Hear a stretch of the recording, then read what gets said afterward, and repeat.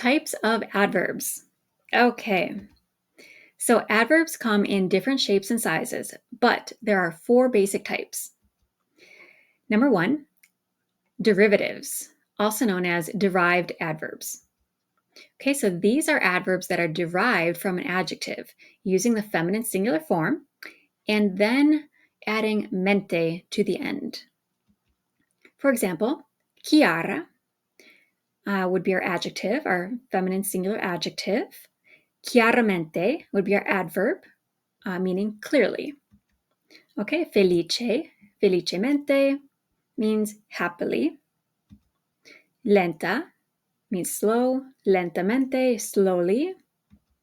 Okay, and then if the adjective ends in re or le, remember, you drop the final e before adding mente. Okay, so for example, generale ends in an le, so it becomes generalmente, and regolare ends in an re, so you drop the e and then add mente, so it becomes regolarmente.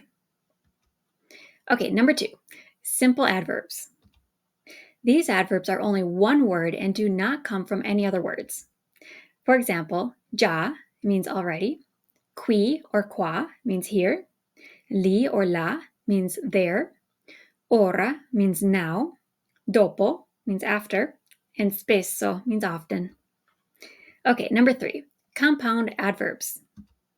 These adverbs are formed by combining 2 or more words together to make a new word.